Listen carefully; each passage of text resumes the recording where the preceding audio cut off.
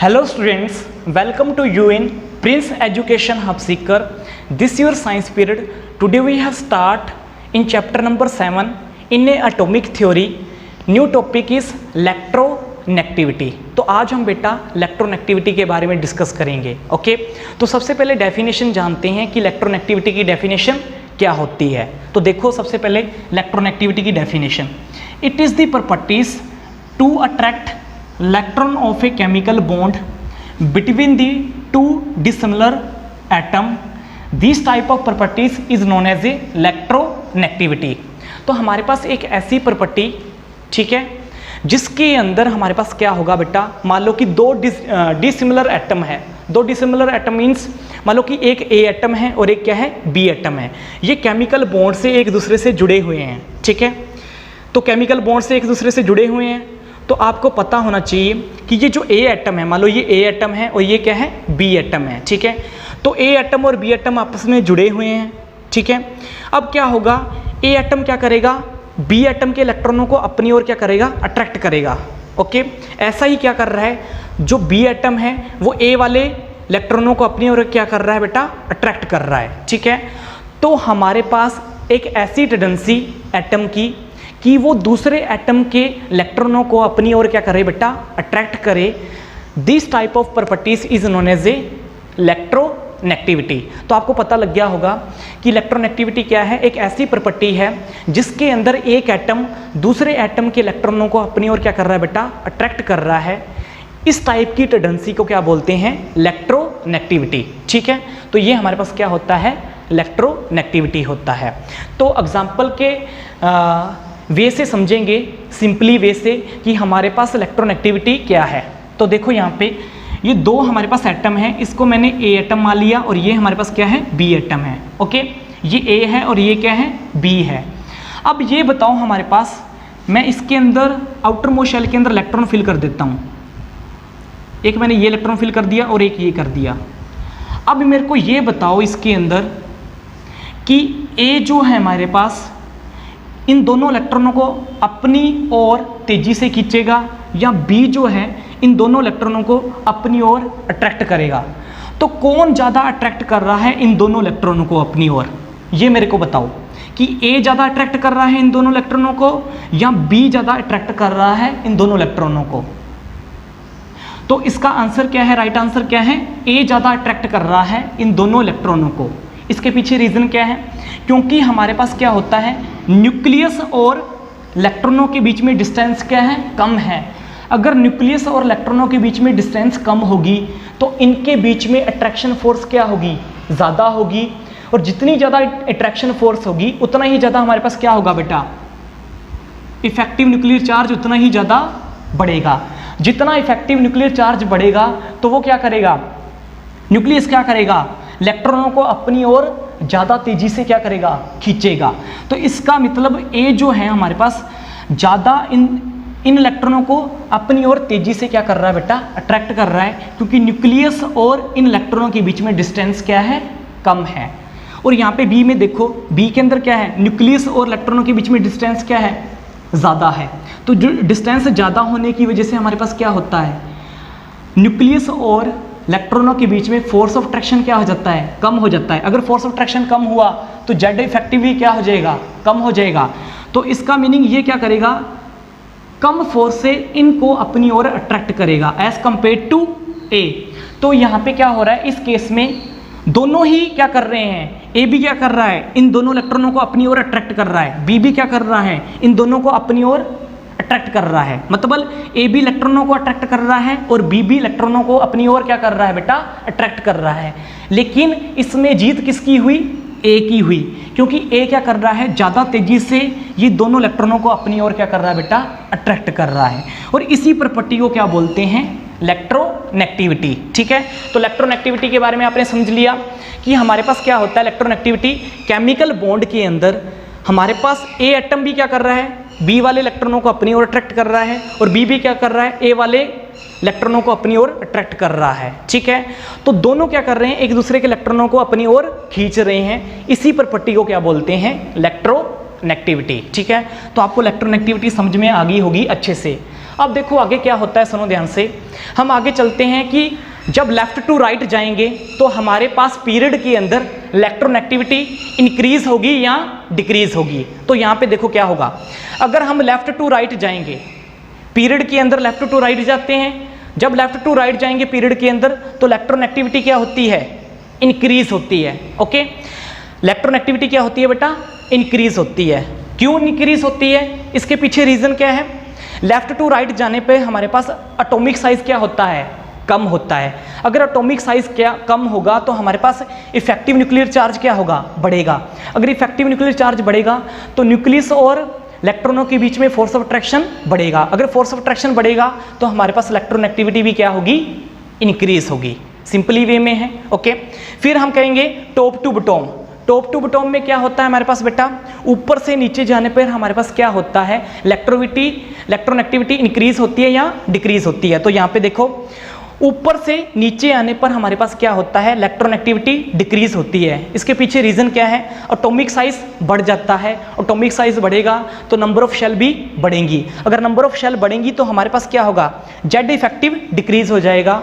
Force of attraction जो है इलेक्ट्रॉनों और न्यूक्लियस के बीच में कम हो जाएगा। अगर उनके बीच में कम हुआ तो हमारे पास इलेक्ट्रॉननेगेटिविटी क्या होगी, कम होगी। तो दोनों में देख लिया, लेफ्ट टू राइट जाने पर इलेक्ट्रॉननेगेटिविटी इंक्रीज होती है, टॉप टू बॉटम आने पर इलेक्ट्रॉननेगेटिविटी क्या होती है बेटा, डिक्रीज होती है। ठीक है, अब इसके अंदर एक और चीज देखो, हमारी अगर टेबल के अंदर देखें तो मोस्ट इलेक्ट्रोनेगेटिव एलिमेंट हमारे पास कौन सा होता है बेटा, फ्लोरीन होता है। याद रख लेना, हमारे पास अगर हम टेबल के अंदर देखें तो मोस्ट इलेक्ट्रोनेगेटिव एलिमेंट कौन सा होता है, फ्लोरीन होता है। तो फ्लोरीन के बाद कौन सा होता है, ऑक्सीजन होता है। ऑक्सीजन के बाद कौन सा होता है, नाइट्रोजन। ठीक है, तो ये आपने याद रख लेने हैं। फर्स्ट नंबर पे ज़्यादा इलेक्ट्रोनेगेटिव एलिमेंट फ्लोरीन होता है, उसके बाद ऑक्सीजन होता है, उसके बाद नाइट्रोजन होता है। आप इसको फोन वर्ड से भी याद कर सकते हो, F1 फोन। ठीक है, तो फोन वर्ड से भी याद कर सकते हो कि सबसे ज़्यादा नेगेटिव कौन होगा, फ्लोरीन, उसके बाद ऑक्सीजन, उसके बाद नाइट्रोजन। ओके, तो ये हमने इलेक्ट्रोनेगेटिविटी के बारे में डिस्कस कर लिया। नेक्स्ट प्रॉपर्टीज है हमारे पास बेटा वैलेंसी के बारे में। ठीक है, तो वैलेंसी क्या होती है इसके बारे में हम डिस्कस करेंगे। तो फर्स्ट ऑफ ऑल हमारे पास हम क्या करते हैं, डेफिनेशन देखते हैं इसकी। Valency, the number of electron present in the outermost shell is known as a valence electron. सबसे पहले देखो यहाँ पे वैलेंस इलेक्ट्रॉन की डेफिनेशन दे रखी है वैलेंसी के अंदर। ठीक है, तो वैलेंसी के अंदर सबसे पहले दे रखी है किसकी डेफिनेशन, वैलेंस इलेक्ट्रॉन की। वैलेंस इलेक्ट्रॉन कौन से होते हैं, सुनो ध्यान से, मैं आपको बताता हूँ वैलेंस इलेक्ट्रॉन कौन से होते हैं। जैसे क्लोरीन है, क्लोरीन है, नंबर कितना होता है इसका, 17। फर्स्ट शेल में 2 इलेक्ट्रॉन, दूसरी में 8, फिर 7।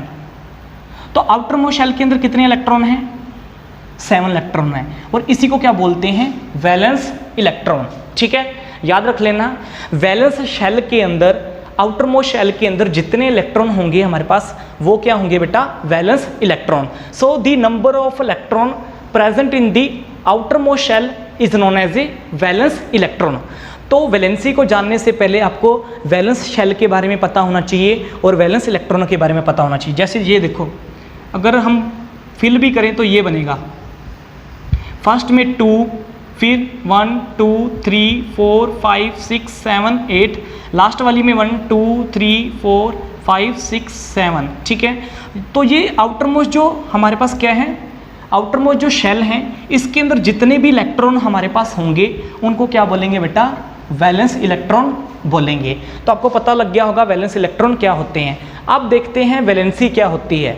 एक्चुअल में वैलेंसी की जो डेफिनेशन होती है वो क्या होती है बेटा, कंबाइनिंग कैपेसिटी।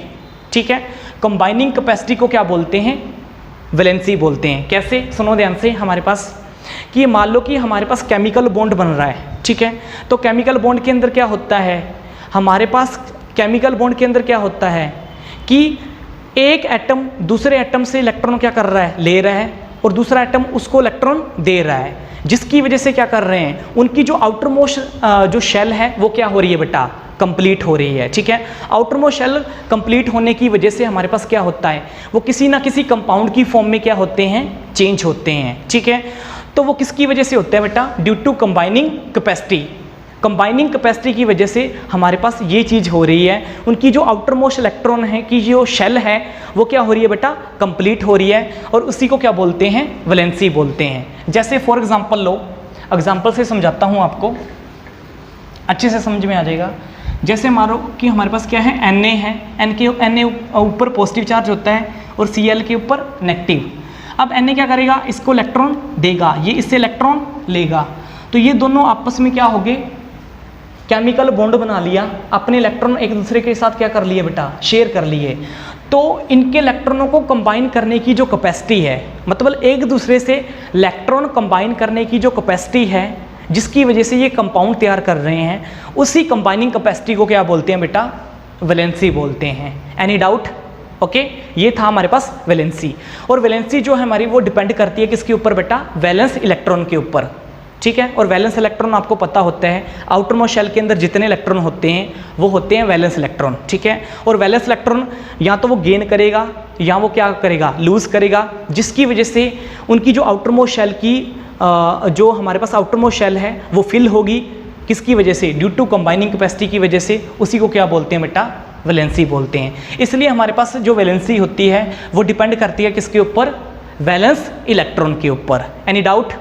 नेक्स्ट देखो हमारे पास क्या होता है, ये तो मैंने आपको बता दिया वैलेंसी की फॉर्मल डेफिनेशन।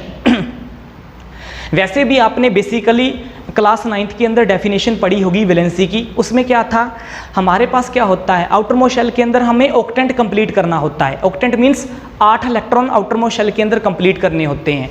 तो जो भी एटम अपने ऑक्टेंट कंप्लीट करने के लिए अपने एटम या तो लूज करता है या वो गेन करता है, उसी को क्या बोलते हैं बेटा, वैलेंसी बोलते हैं। तो सिंपल भाषा में आपने क्लास 9th के अंदर डिस्कस किया था कि हमारे पास एक एटम अपना ऑक्टेंट कंप्लीट करने के लिए अपने जो आउटर मोस्ट शेल के अंदर 8 इलेक्ट्रॉन कंप्लीट करने के लिए क्या करता है, या तो अपने इलेक्ट्रॉन क्या करता है, डोनेट करता है, या क्या करता है बेटा, गेन करता है, और उसी को क्या बोलते हैं, वैलेंसी बोलते हैं। तो सिंपल भाषा में आप ये कह सकते हो। ओके, नेक्स्ट देखो हमारे पास जो आपकी बुक है बेटा, आपकी बुक के अंदर काफ़ी ज़्यादा अदर डेफिनेशन दे रखी हैं वैलेंसी की, तो आपने पीछे वाली जो मैंने अभी तक करवाई है उसको भूल जाओ। जो नई डेफिनेशन है हमारे पास आपकी जो बुक के अंदर दे रखी हैं 2, उसको आपने याद करना है। कौन सी नई डेफिनेशन है, सुनो ध्यान से, ये हमारे पास 2 नई डेफिनेशन है हमारे पास, किसकी, वैलेंसी की। इसको आपने याद रख लेना है क्लास 10th के अंदर। ओके, तो वैलेंसी की क्या है, सबसे पहली डेफिनेशन क्या है वैलेंसी की, the number of hydrogen atom which combine with an atom of an element it is known as a valency. मतलब हमारे पास कितने नंबर ऑफ हाइड्रोजन एटम किसी दूसरे एटम से कॉम्बाइन करें, ठीक है, उसको क्या बोलते हैं, वैलेंसी बोलते हैं। ठीक है, कि कितने नंबर ऑफ हाइड्रोजन एटम किसी दूसरे एटम से कॉम्बाइन कर रहे हैं उसको क्या बोलते हैं, वैलेंसी बोलते हैं। तो हमारे पास फर्स्ट जो वैलेंसी की डेफिनेशन है वो किसके अकॉर्डिंग है, हाइड्रोजन एटम के अकॉर्डिंग है। कैसे, देखो जैसे Na और H है, Na और H है, H क्या है, हाइड्रोजन एटम है। हाइड्रोजन एटम क्या कर रहा है, किसके साथ कंबाइन कर रहा है, सोडियम एटम के साथ क्या हो रहा है, कंबाइन हो रहा है। हाइड्रोजन एटम सोडियम एटम के साथ कंबाइन हो रहा है, तो इसकी वैलेंसी आप क्या कहोगे, एक हाइड्रोजन एटम एक सोडियम एटम के साथ कंबाइन हो रहा है, तो इसकी वैलेंसी क्या होगी, 1 होगी। जैसे आगे देखो Ce और H2,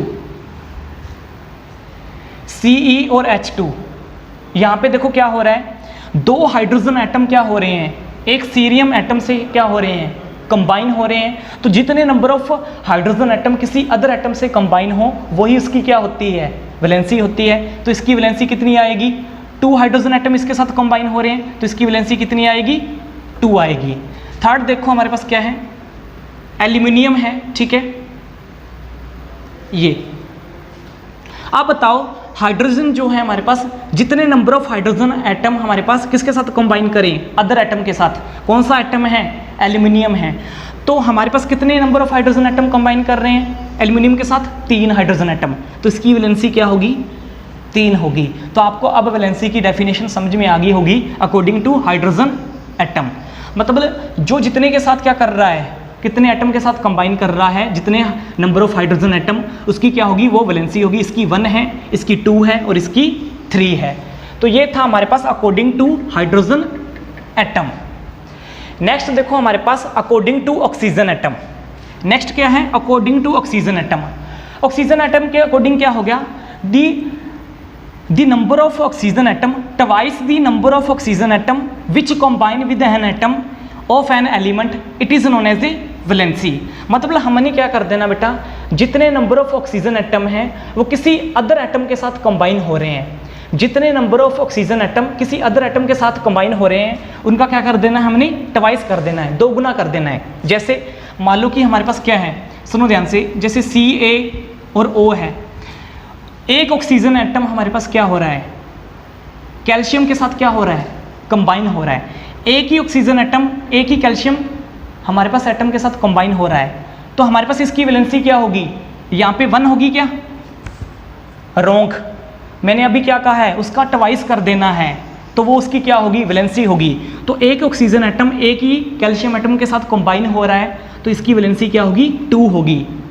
अगर हमारे पास एक ऑक्सीजन एटम है तो इसकी वैलेंसी 2 गुना कर देनी है, दुगनी कर देनी है, ठीक है। एक और चीज़ देखो यहाँ पे, जैसे मान लो कि हमारे पास क्या है, Na2 और O,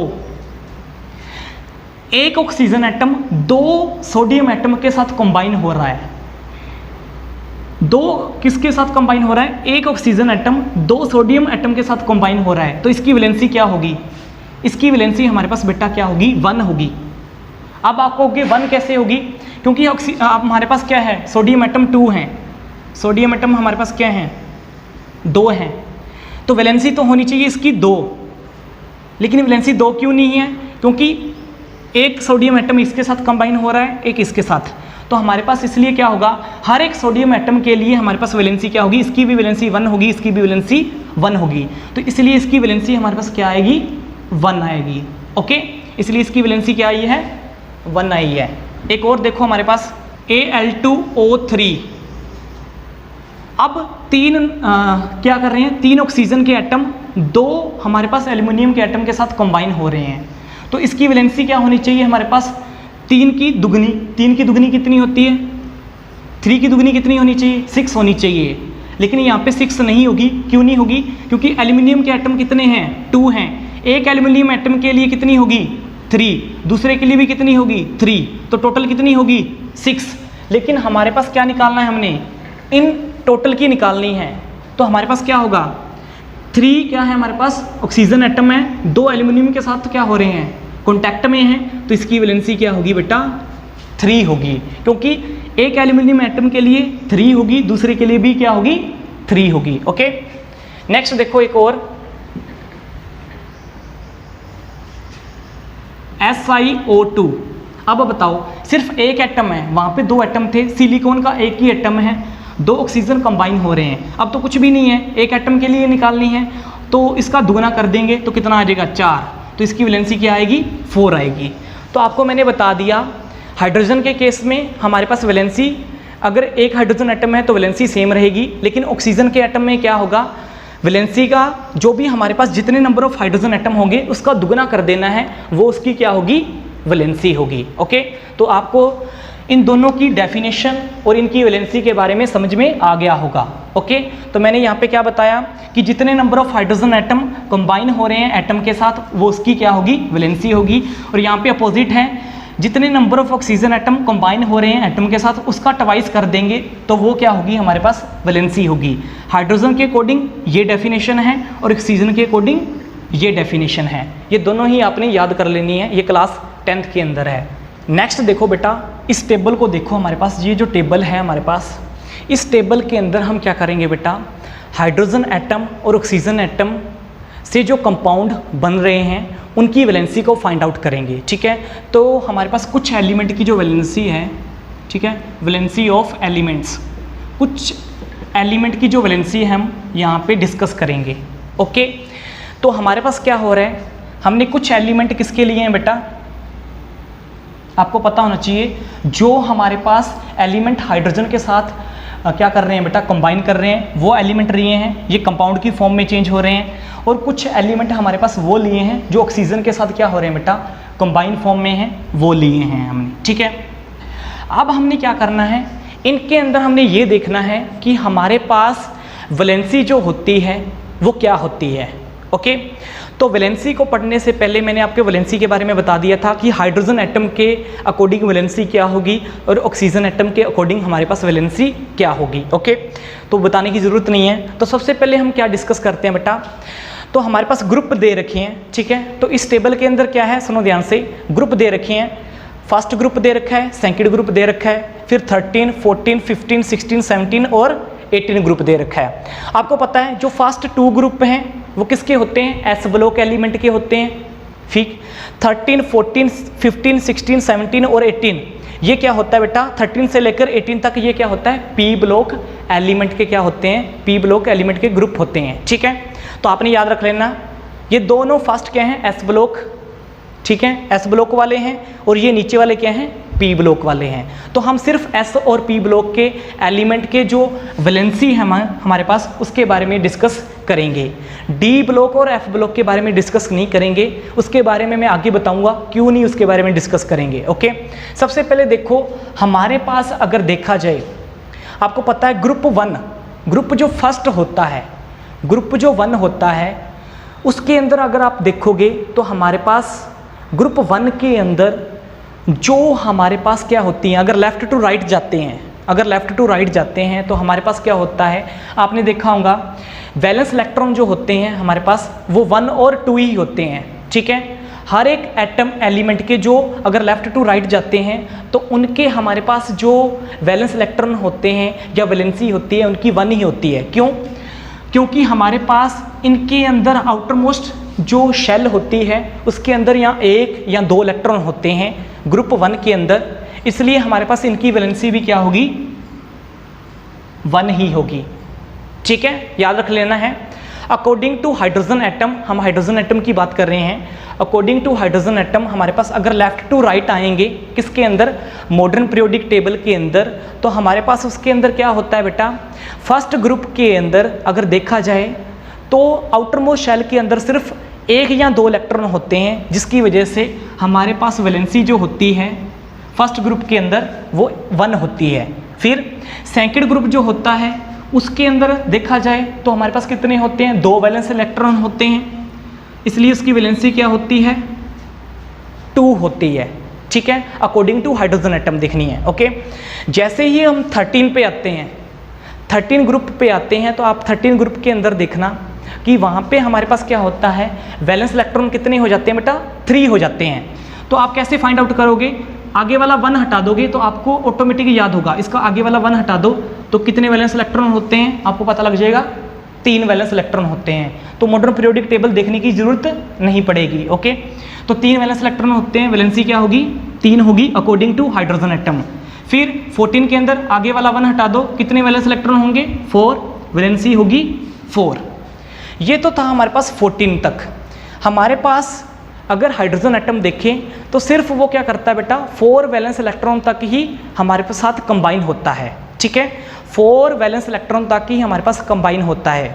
अगर हमें 5th वैलेंस इलेक्ट्रॉन से अगर उसको कंबाइन करना है तो हमारे पास क्या होता है, पी ब्लॉक के अंदर आपने देखा होगा जो हमारे पास क्या होता है, आउटर मोस्ट शेल होती है, उसके अंदर कितने इलेक्ट्रॉन होते हैं हमारे पास, आउटर मोस्ट शेल के अंदर 8 इलेक्ट्रॉन होते हैं, ठीक है, पी ब्लॉक के अंदर आउटर मोस्ट शेल के अंदर 8 इलेक्ट्रॉन होते हैं। तो हम आगे वाली जो वैलेंसी निकालेंगे वो किसके अकॉर्डिंग निकालेंगे, सुनो ध्यान से, आगे वाली जो हमारे पास वैलेंसी होगी, ठीक है, तो आगे वाली वैलेंसी क्या करेंगे हम, 8 में से 5 को माइनस कर देंगे तो कितना बचेगा, 3, ठीक है।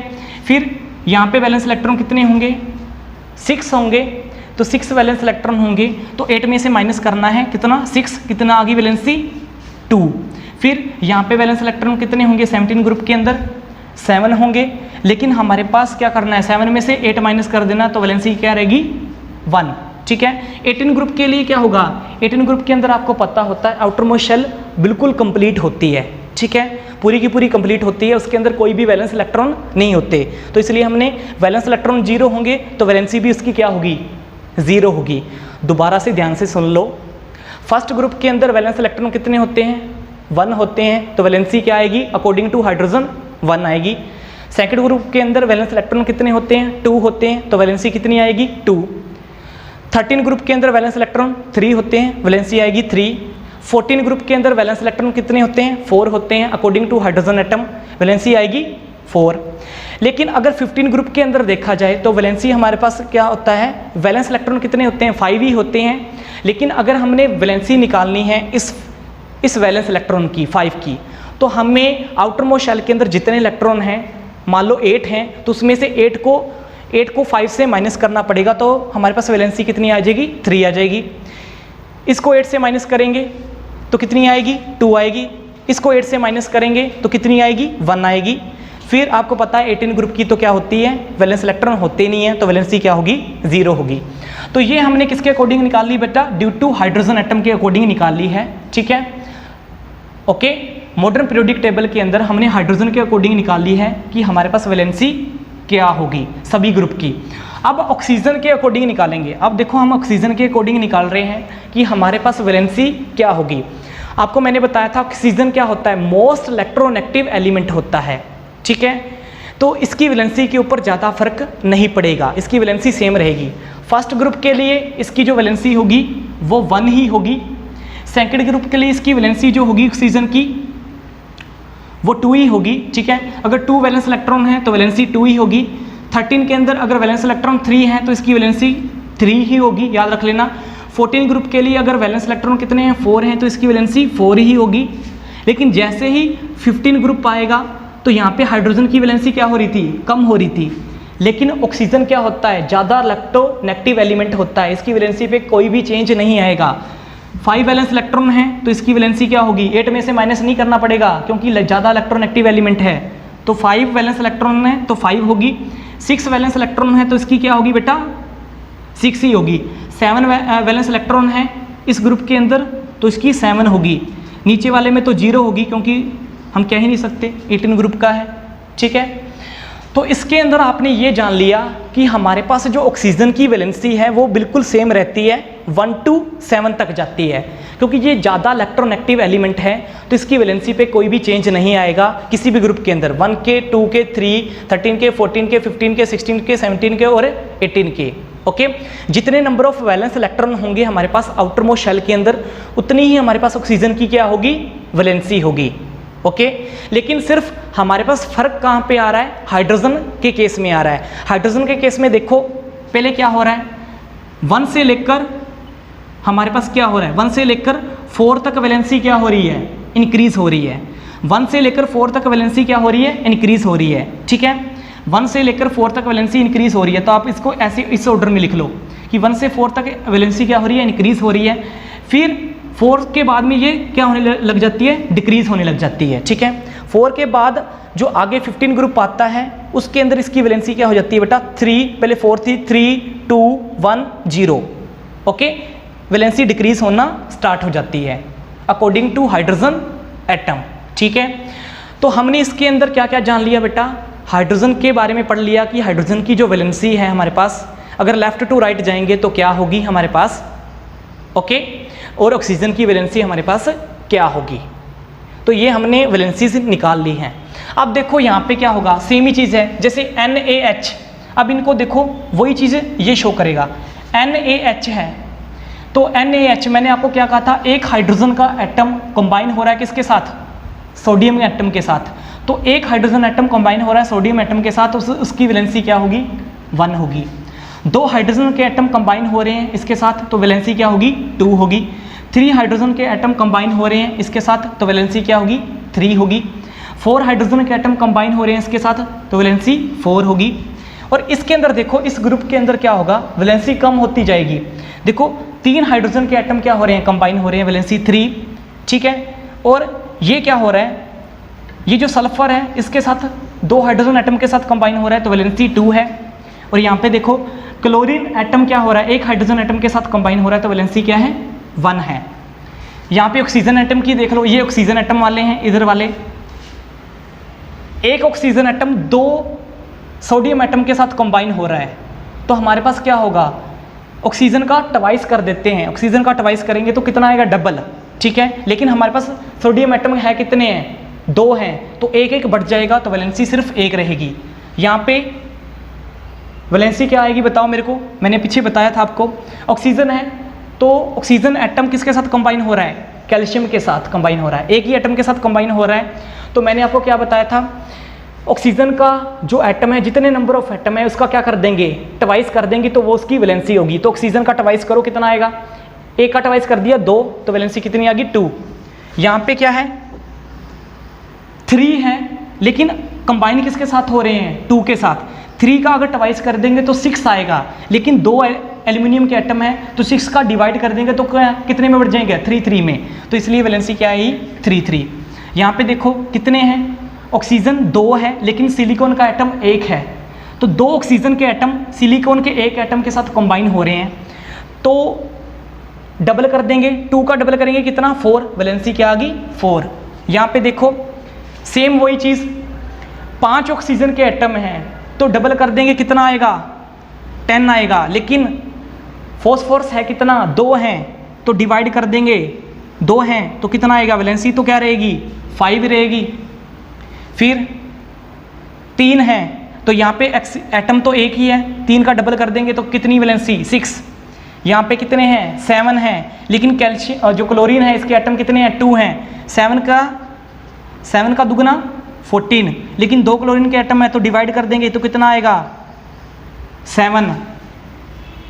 तो आपको अब समझ में आ गया होगा हमारे पास according to hydrogen atom, according to oxygen atom हमने वैलेंसी कैसे निकाली है। ओके, अब सुनो हमारे पास इसका जो मेन जो हमारे पास क्या है, लेफ्ट टू राइट जाने पर हमारे पास वैलेंसी के अंदर क्या चेंज आता है और टॉप टू बॉटम आने पर वैलेंसी के अंदर क्या चेंज आता है।